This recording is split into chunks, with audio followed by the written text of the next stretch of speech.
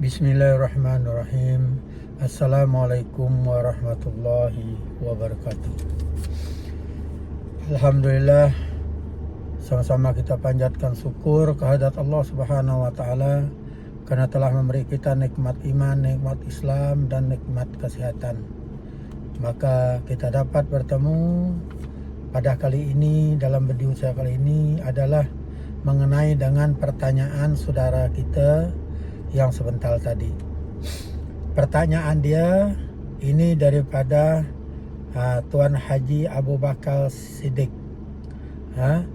Ustaz, saya ingin bertanya kepada Ustaz, apakah hukumnya orang yang bertahlil, baca Yasin dan menyambut Maulidur Rasul setiap tahun?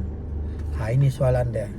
Jadi soalan ini sudah selalu kita dengar daripada mana-mana umat Islam, dan perkara ini kita haruslah paham bahawa di zaman Rasulullah Sallallahu Alaihi Wasallam memang tidak ada mengamalkan dua arwah, itu tahlil dan membaca surah Yasin kepada orang yang baru meninggal dunia ataupun sudah lama meninggal dunia.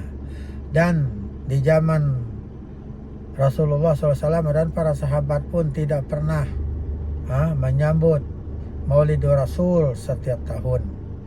Jadi perkara ini tidaklah menjadi isu bagi orang yang berakal. Dengan bagus-bagus, tidak menjadi isu bagi orang yang berakal. Setiap yang tidak ada Nabi ajal kepada umatnya, kepada kita, bukan berartinya perkara itu tidak dapat kita amalkan selagi dia tidak bercanggah dan bertentangan dengan akidah Islam, yaitu kita menyembah punsul, menyembah roh Datuk Nini, kita menyembah pokok, itu salah.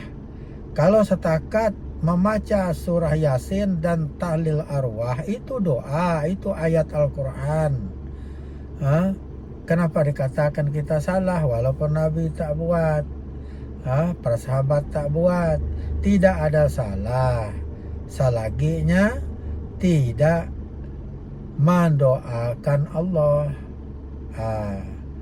Contohnya Nabi solat tarawih 8 rakaat saja. Tapi kenapa kita sekarang mengikut 20 rakaat sembahyang tarawih, sedangkan Nabi tak pernah buat? Jadi Nabi tak larang pun, para sahabat buat. Nabi tak buat 20 rakaat, tapi para sahabat buat. Nabi tak larang pun. Jadi inilah kita tidak boleh mengatakan semua ibadat atau perbuatan Nabi itu tidak ada diajar kepada kita. Kita terus jangan menuduh orang tu bid'ah. Banyak lagi perbuatan Nabi itu yang tidak ada yang dibuat kita masa kini. Tidak ada jadi masalah selaginya membaca Al-Quran, mengikut sunnah dia. Itu tidak salah. Ini kita harus paham. Kita balik ke sana itu karena Nabi sendiri pun mengatakan masih banyak ilmu-ilmu yang diberi Allah kepada Rasulullah belum sempat diajar kepada kita. Karena Allah sendiri yang berfirman, "Ya Muhammad, ilmu yang ku bagi kepada kamu itu sangat sedikit," katanya. Kepada Nabi kita Muhammad SAW. Bukan berartinya ilmu yang diajarkan oleh Nabi Muhammad kepada kita itu, yaitu seperti Al-Quran 30 juzuk, hadis beratus ribu. Bukan itu saja ilmu Tuhan. Buktinya apa? Nabi suruh kita mempelajari ilmu Tuhan sampai ke negeri Cina. Nabi menyuruh kita mempelajari ilmu Allah daripada buayan sampai ke liang lahat. Tengok kita. Dari buayan, budak-budak itu belum berkata-kata, belum pandai bercakap, tapi Nabi suruh belajar dari buayan. Artinya ilmu yang bukan kata, bukan bersuara, bukan huruf, ada. Sebab Nabi bersabda macam itu. Dari buayan, belum pandai berkata-kata, tapi Nabi suruh tuntut ilmu itu. Itulah ilmu yang sebenarnya. Bukan kata, bukan sebutan, bukan zikir yang lahir. Belum Nabi ajar kepada kita itu, cuma Nabi perintahkan saja, suruh tuntut ilmu Allah itu dari buayan sampai ke liang lahat.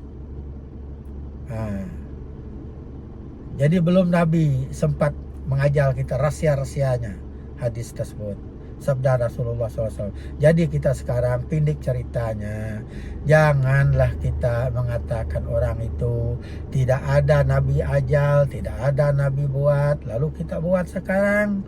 Maka janganlah mengatakan orang itu bid'ah. Dulu Nabi pakai unta, kenapa kita sekarang pakai kereta?